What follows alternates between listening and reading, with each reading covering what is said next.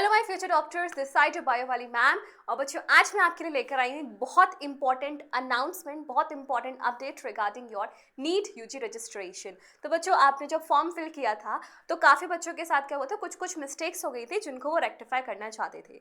तो इसी के लिए आपकी एनटीए ने एक ऑफिशियल सर्कुलर जारी किया हुआ है जहाँ पे उन्होंने बताया हुआ है कि आपके पास एक मौका है जहाँ आप अपनी मिस्टेक्स को सुधार सकते हो इन योर एप्लीकेशन फॉर्म। तो ये जो करेक्शन विंडो है बच्चों, ये आपकी ओपन हो रही है 9 मार्च यानी कि आज से, और आपको जो मौका दिया जाएगा वो दिया जाएगा 11 मार्च तक। वही अगर मैं बात करूँ इस सर्कुलर में, आपकी नीट एग्जामिनेशन की डेट को भी मेंशन किया गया है। जैसे आप काफी यूट्यूब पे वीडियोस देखते होंगे ना कि हो सकता है भैया पोस्टपोन हो जाए एग्जाम, तो ऐसा कोई पोस्टपोन तो नहीं होने वाला, क्योंकि यहाँ पे साफ साफ लिखा हुआ है कि आपका नीट का एग्जाम 4 मई को होगा। टाइमिंग क्या रहने वाली है, दोपहर के 2 बजे से शाम के 5 बजे तक। तो इस चीज से आप बिल्कुल निश्चिंत हो जाओ, आपका नीट एग्जाम आगे जाके पोस्टपोन नहीं होने वाला है। बाकी आपकी जो विंडो है करेक्शन की वो खुल जाएगी 9 मार्च से लेकर के 11 मार्च तक। आगे जरा सा बात करती हूँ। यहाँ पे लिखा हुआ है, since it is a one time facility extended to candidates to avoid any hardship to them, the candidates are informed to do the correction very carefully as no further opportunity of corrections will be given। बच्चों, अगर आपने इस correction में भी गलती कर दी तो इस करेक्शन में की हुई गलती का करेक्शन करने का मौका आपको नहीं मिलेगा।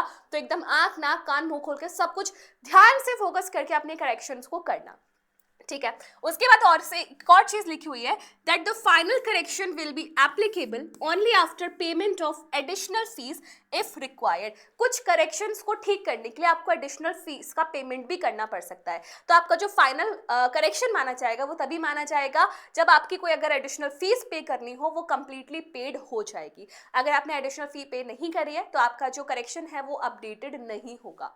इसके साथ ही और क्या लिखा है, ये आप वेबसाइट है जहाँ पे आप अपना मेल या फिर आप टेलीफोन नंबर पे उनसे कनेक्ट कर सकते हो। ये कुछ फील्ड्स है जो आप अपना चेक करके वापस से करेक्ट कर सकते हो अपने फॉर्म में। क्या क्या है, सबसे पहले मैं बात करूं, इन 2 फील्ड्स में से कोई एक फील्ड आप चेंज कर सकते हो। क्या क्या, फादर का नेम एंड क्वालिफिकेशन या ऑक्यूपेशन, या फिर आप चेंज कर सकते हो मदर का नेम, उनकी क्वालिफिकेशन, ऑक्यूपेशन। इनमें से आप कोई सी भी चीज को आप चेंज कर सकते हो, जैसे कि एडिशनल क्वालिफिकेशन डिटेल्स आपकी 10th और 12th की, आपकी स्टेट ऑफ एलिजिबिलिटी, आपका कैटेगरी, आपकी जो सर्टिफिकेट्स है सब कैटेगरी है, पीडब्ल्यूडी है वो, सिग्नेचर्स या फिर नंबर ऑफ अटैम्प्ट्स। तो आप इनको करेक्ट कर सकते हो सारी चीजों को। उसके बाद candidates shall be allowed to change the following based on their permanent and present address. तो ये जो चीजें अगर आपको चेंज करनी है तो ये आपके एड्रेस के प्रूफ के बेसिस पे ही होगा। आपका परमानेंट एड्रेस क्या है, आपका प्रेजेंट एड्रेस क्या है, उसके बेसिस पे आप एग्जामिनेशन की सिटी सिलेक्शन चेंज कर सकते हो कि मुझे यहाँ नहीं यहाँ एग्जाम देना मैं प्रायोरिटी समझती हूँ, और अपना मीडियम ऑफ एग्जामिनेशन चूज कर सकते हो। यहाँ पे भी बच्चों को डाउट होता है कि मैम हम मीडियम में इंग्लिश भरें या फिर हिंदी भरें। तो बच्चों, आपको 2 लैंग्वेजेस सेलेक्ट करनी होती है। एक आप इंग्लिश रखो ताकि इंग्लिश में आपका पेपर आए, दूसरी जो लैंग्वेज है वो आप हिंदी रखो अगर आप हिंदी बोलने वाली जगह से आते हो। इससे क्या होगा, आपका जो बायलिंगुअल एग्जाम है वो आधा इंग्लिश में और आपका उसका ट्रांसलेशन हिंदी में मिलेगा। अगर आपने केवल इंग्लिश चूज किया है तो आपका पूरा पेपर केवल इंग्लिश में होगा। तो बाकी अगर आप और रीजनल डिस्ट्रिक्ट से, स्टेट से आते हो तो वहां पे आप अपने हिसाब से अपनी लैंग्वेज को चूज कर सकते हो, ठीक है। फिर लास्ट में एक नोट पॉइंट लिखा है, if there is an impact on the fee then the additional fee will be charged as applicable. Corrections in these fields will be applicable only after payment of additional fees। अगर कोई देनी हुई तो हर correction में additional fees आपको नहीं देनी।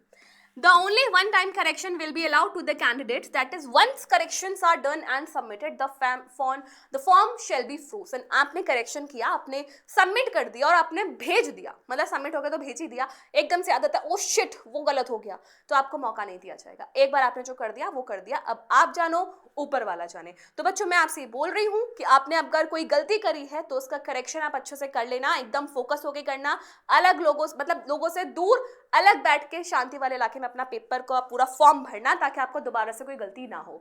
तो बच्चों, अब टाइम आ गया है कमर कसने का, क्योंकि एनटी ने तो क्लियर कर दिया कि भैया हम नीट का पेपर तो 4 मई को ही लेंगे। तो कोई इफ्स एंड बट्स डाउट्स इसमें नहीं है, कोई आपको गुमराह होने की जरूरत नहीं है, डिस्ट्रैक्ट होने की जरूरत नहीं है। बस अपना करेक्शन करो, अपनी पढ़ाई करो और नीट में अपना सिलेक्शन लो। So this was an important update for all my future doctors. Wish you all the best, bye bye, take care, good luck.